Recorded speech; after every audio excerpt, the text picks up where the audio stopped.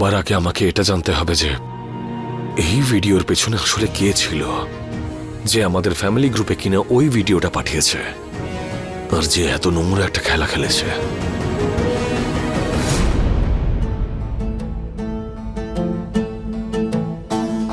একলাই আঙ্গুর খাচ্ছ? আপনিও তো খাচ্ছেন। বলুন কি কাজ আছে? চলো, তুমি যখন বলছো সবাইকে পরিষ্কার বলেই দিই। ওই যে ঝামেলার ভিডিওটা বাড়িতে এসেছে, সেটা তুমি কিভাবে বানিয়েছো আর কিভাবে সবার মোবাইলে পাঠিয়েছো, সব খবর নিয়ে এসেছি আমি। সব জানি আমি। জেলে শিশির বাবুর সঙ্গে দেখা করে আসছি। বা মামি, মহাচালাক আপনি, সবার খবর রাখেন। ওখানে জেলেও পৌঁছে গেছিলেন, আবার এখানেও চলে এলেন। কি চাই আপনার বলুন তো? আমি তো কখনো এখানে নন্দিনীর শাশুড়ির অহংকারে চলে আসি, না হলে সুমনার বেচারি মামি হই। দুটো সম্পর্ক আছে এ বাড়ির সঙ্গে আমার, কিন্তু তুমি কোন সম্পর্কে এ বাড়িতে আছো বলো তো? হ্যাঁ, দুবার আশীর্বাদ ভেঙে গেছে, আর বিয়ের তো কোনো কথাই নেই। হবে নাকি হবে না, একদম লাট্টুর মতো লাফাচ্ছেও। কে জানে কোথায় চলে যাবে। আর একবার চলে গেলে না, তোমার আর অংশুমান বাবুর সম্পর্ক ভেঙে যাবে। আর এখানে অনেক লোক আছে প্রশ্ন করার, কাদের কুলের বউ গো তুমি, কাদের কুলের? আপনি আপনার সীমা ছাড়িয়ে যাচ্ছেন কিন্তু। আরে হে ভগবান, এসব কি বলছো তুমি? হ্যাঁ, এই ঘর থেকে অংশুমান বাবুর ঘরের দূরত্ব ভাগলপুর আর সুলতানগঞ্জের দূরত্বের থেকে অনেক কম। পরিষ্কার করে বলুন না, চাইটা কি আপনার? সেটাই যা তুমি চাও। অংশুমান সব কিছুতে সমান সমান ভাগ। আর সৌরভ বাবুও আমাদের অংশীদার। ভাবো তানিয়া, একার দান কিন্তু উল্টে যেতে পারে। আমরা যদি একসাথে খেলি না, তাহলে সব দান আমাদের পক্ষেই যাবে। আমরা সবাই সাথে আছি, আর সাথে থাকলে না, জেতাটা সহজ হয়ে যাবে।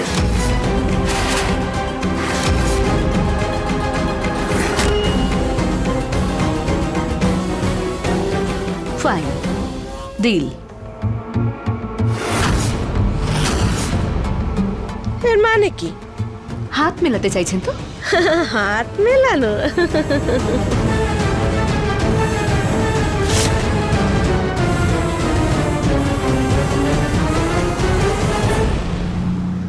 মা, আমি ইউএসএ সেটেলই হতে পারছিলাম না, খুব আনকমফোর্টেবল ফিল করছিলাম। তাই শেখর আমায় বলল তুমি আবার ফিরে যাও।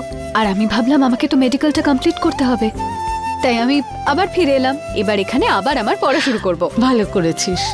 সুমনাও পড়াশোনা শুরু করার কথা ভাবছে, দুজনে একসঙ্গে পড়বি।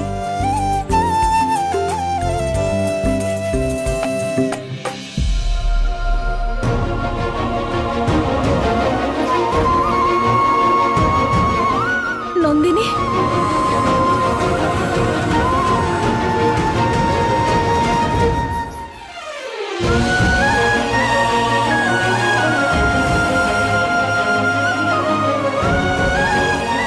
আমি তোকে খুব মিস করেছি নন্দিনী।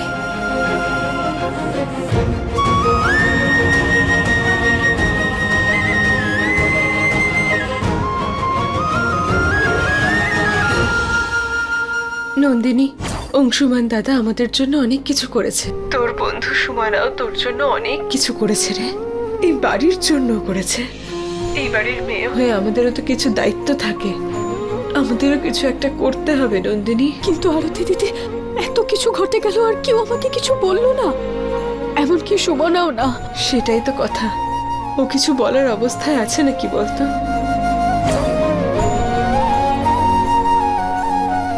তুই চিন্তা করিস না সুমনা, এবার আমি চলে এসেছি তো, এবার আমরা মিলে সব ভুল ঠিক করে দেব।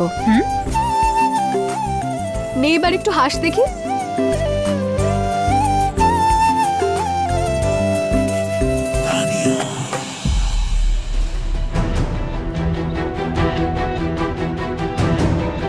নমস্কার মামি।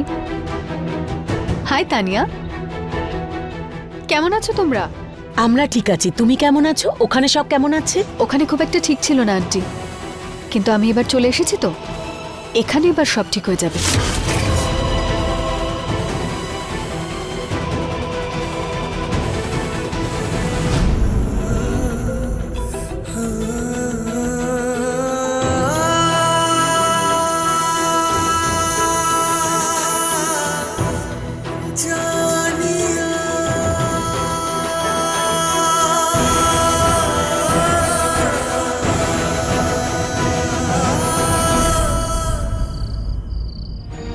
মিথ্যে, আমি আর তোর বেস্ট ফ্রেন্ড নেই। আরে আমার সাথে ছোট থেকে ছোট কথা শেয়ার করার আমার বান্ধবী এত কিছু কি করে লুকাতে পারে আমার থেকে? ননদ আর বৌদির সম্পর্কে না, তুই আমাদের বন্ধুত্বটা হারিয়ে ফেলেছিস সুমনা। আচ্ছা ঠিক আছে, মানলাম যে তুই শেখরের সাথে শেয়ার করতে পারছিলিস না, কিন্তু আমায় তো বলতে পারতিস। আমার থেকে কেন লুকোলি? যদি আরতি দিদি আমাকে ফোন করে এসব না বলতো না, তাহলে আমি তো কিছু জানতেই পারতাম না।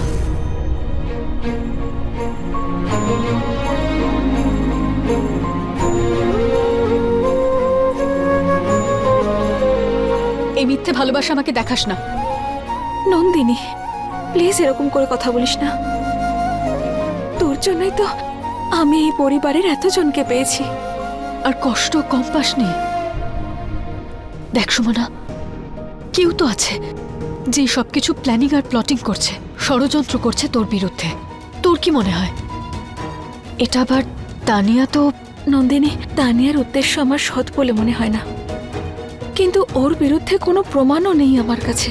তাহলে কি করে অভিযোগ করব? কিন্তু তুই কি কিছু জানার চেষ্টা করেছিস? প্রমাণ জোগাড় করার চেষ্টা করেছিস? না তো।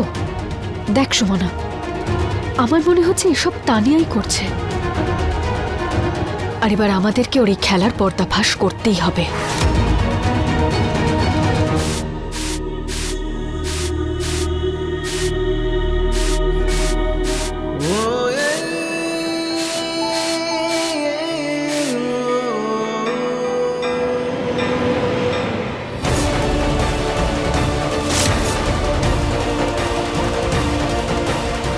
আমি সিদ্ধান্ত নিয়েছি যে আজ থেকে সুমনা আর অংশমান একে অপরের সঙ্গে কথা বলবে না।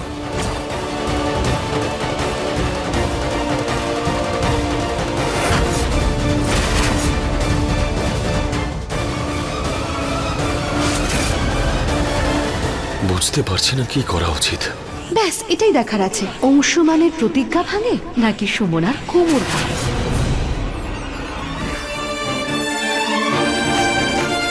গিরিধারী, এটা আমাকে দাও।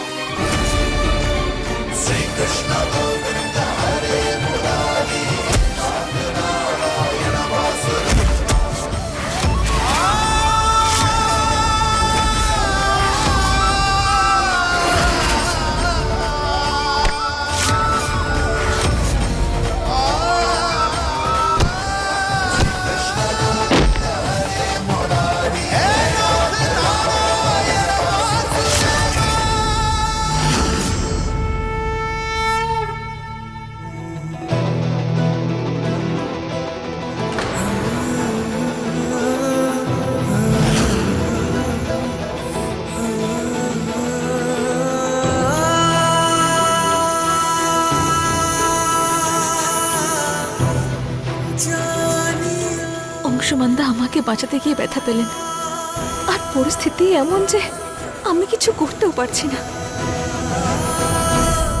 নন্দিনী মা, দেখো তো সুমনার চোট লেগেছে কিনা।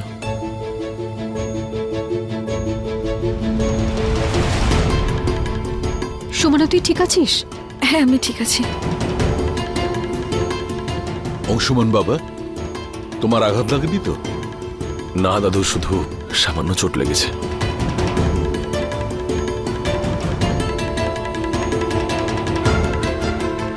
নন্দিনী মা, সুমনার খেয়াল রাখো।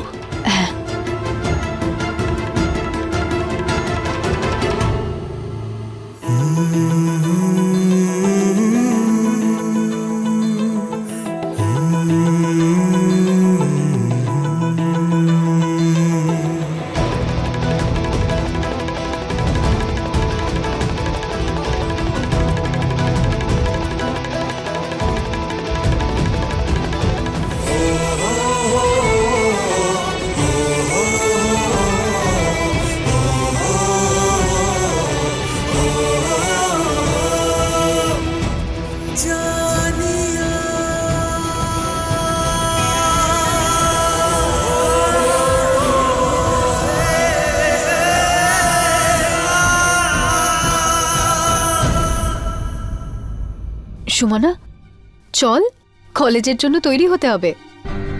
আজ আমাদের মেডিকেল কলেজের প্রথম দিন।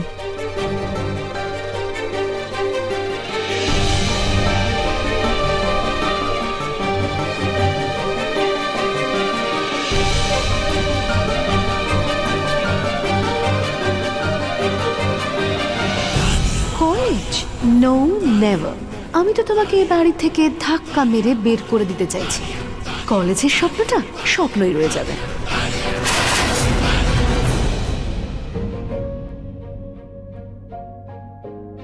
দাদু আজ এক অদ্ভুত দ্বিধার মধ্যে পড়েছেন। আজকের ঘটনার পর উনি যা সিদ্ধান্ত নিয়েছেন, হয়তো উনিও এই সিদ্ধান্ত নিয়ে একটু ভাবছেন। সত্যিটা সবাই জানে যে তুমি সুমনাকে নিয়ে চিন্তা করো। তোমার মতো খেয়াল ওর কেউ রাখতে পারবে না। আর দাদা, একমাত্র তুমিই আছো যে সুমনাকে ভালো করে সামলাতে পারবে, আর কেউ পারবে না। আরও তো এইসব কথার কোনো অর্থ নেই। এমনিতেই আমার জন্য সুমনা অনেক কষ্ট পেয়েছে, আর আমি চাই না যে আমার জন্য আর সুমনার বা পরিবারের কারোর কোনো কষ্ট হোক। তাই যেরকম চলছে চলতে দে।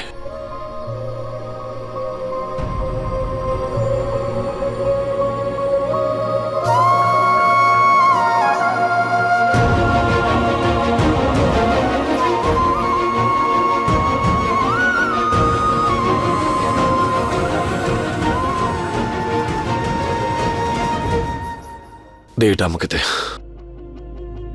একটু আরাম পাবো তাহলে। ঠিক আছে, তুমি যা বলছো সেটা একদম ঠিক, কিন্তু আমি বুঝতে পারছি না।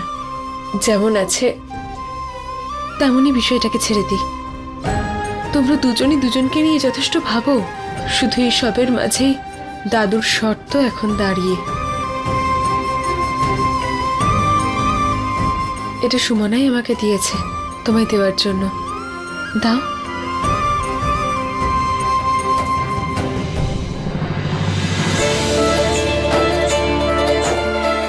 মা, আমরা কলেজে যাচ্ছি। আরে কিছু খেয়ে যা, আয় বসে খেয়ে নে। কোথায় গেল? পার্টনার হয়েছে আমার, কে জানে টাইমের খেলা টাইমে খেলতে পারবে কিনা। দাঁড়াও সুমনা,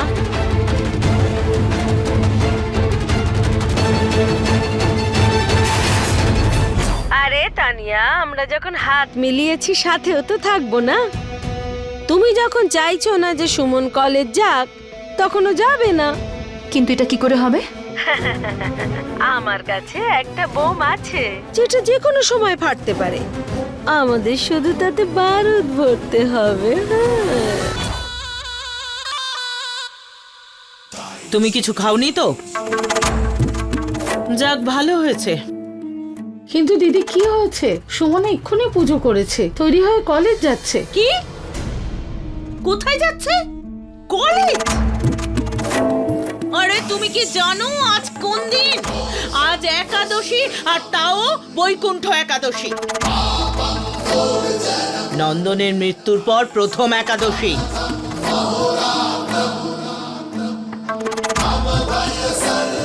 আজ ওকে একাদশীর ব্রত করতে হবে, তাও নির্জলা, যাতে নন্দনের আত্মা শান্তি পায়। কিন্তু এখানে কি হচ্ছে? মহারানী কলেজ যাচ্ছেন, তাও জল খাবার খেয়ে। হ্যাঁ, নন্দনের কথা তোর মনেই পড়ে না। ছি ছি ছি ছি। বড় মা, আমি জানতাম না যে আজ। আরে জানো না যখন অসুবিধে কোথায়? আমি তো বলে দিলাম, দেরি তো হয়ে যায়নি।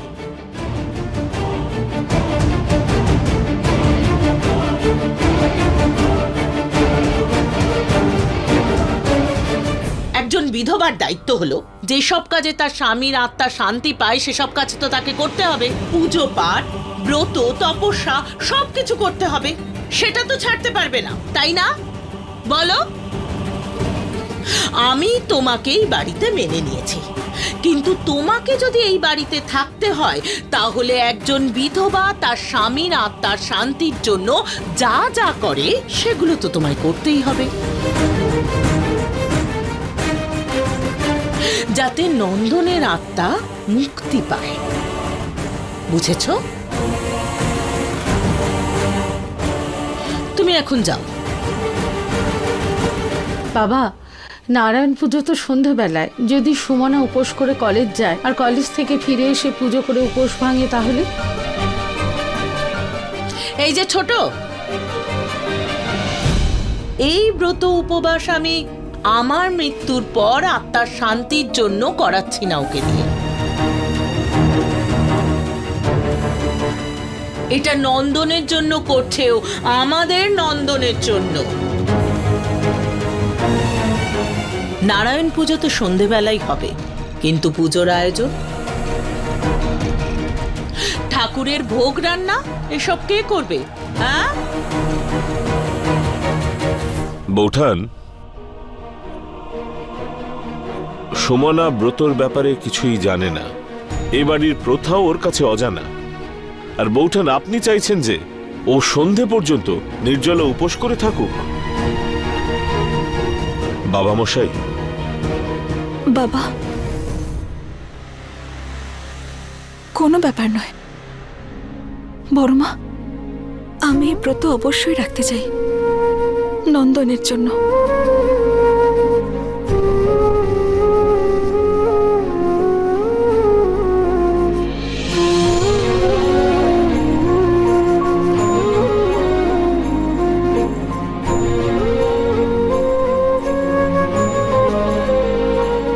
নন্দিনী, আজ তুই একাই কলেজ যা, আমি কাল যাব তোর সঙ্গে।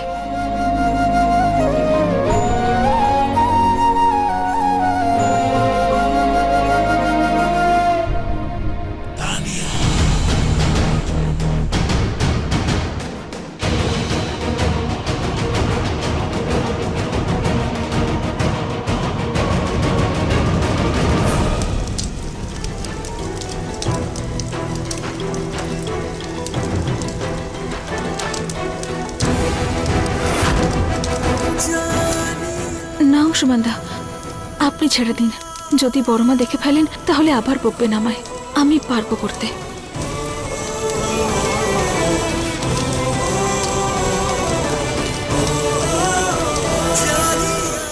অংশুমানদার কাছ থেকে সাহায্য পেয়ে এমন হয়ে গেছে যে আমার যখনই প্রয়োজন পড়ে তখনই যেন আমি ওনাকে আমার সামনে দেখতে পাই।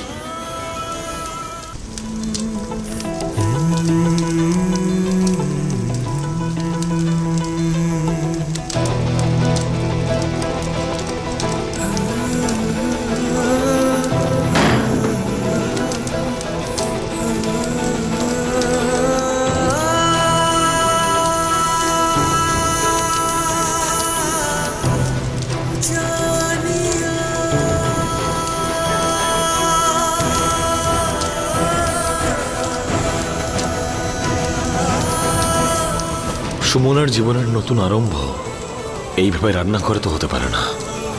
আমাকে সুমনার জন্য কিছু একটা করতে হবে।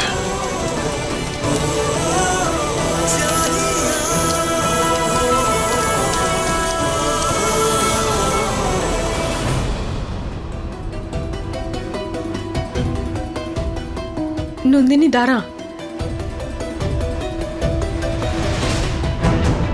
তোর সঙ্গে আমার একটু কথা আছে। হ্যাঁ দিদি, বলো না, কি বলবে? নন্দিনী, তুই সুমনার সব থেকে ভালো বন্ধু, তাই তোর এই কথাটা জানা খুব দরকার। সত্যি বলতে অংশুমান দাদা সুমনাকে প্রথম দিন থেকেই ভালোবাসে। তবে থেকেই, তখন তো সুমনার সঙ্গে নন্দনের বিয়েও হয়নি, কিন্তু ওদের ভালোবাসার কথা যখন সবার সামনে এলো তখন অংশুমান দাদা নিজের মনের কথা মনের মধ্যেই রেখে দিল। আরতি দিদি, তুমি এটা কি বলছো? আর তুমি এ ব্যাপারে জানলে কি করে? আমি অংশুমান দাদার ডায়েরি পড়েছি। তোমার ঘর পরিষ্কার করতে এসে এই ডায়েরি আমি পেয়েছিলাম। আর এই কথাটা আমি ছাড়া আর কেউ জানে না নন্দিনী। একজন বন্ধু হয়ে তোকে সুমনার সঙ্গে কথা বলতে হবে, ওকে বোঝাতে হবে নন্দিনী।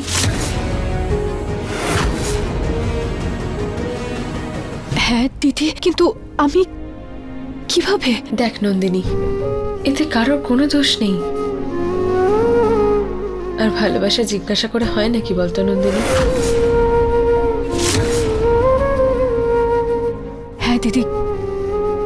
কিন্তু তুমি তো বাড়ির পরিবেশটা জানোই, তার মধ্যে এই ব্যাপারটা এতটা সেন্সিটিভ না দিদি। আমরা আপাতত এই কথাটা আমাদের মধ্যেই রাখি। এমনিতেই বাড়িতে একটা উত্তপ্ত পরিবেশ হয়ে আছে, তার মধ্যে এই কথাটা যদি সবাই জানতে পেরে যায় তাহলে আগুন লেগে যাবে আর সবকিছু পুড়ে ছারখার হয়ে যাবে। আমাদেরকে সঠিক সময়ের অপেক্ষা করতেই হবে দিদি। কথাটা একদম ঠিকই বলছিস তুই, কিন্তু আমি কি করব? আমি অংশুমান দাদার কষ্ট আর দেখতে পারছি না নন্দিনী। আমার বানানো রান্নাটাকে নষ্ট করার চেষ্টা করছে এরা দুজন। আমি এরকম হতে দেব না। সুমনাকে অংশমানের জীবন থেকে বের করে দেওয়ার জন্য এটা আমার কাছে একটা দারুণ ওয়েপেন।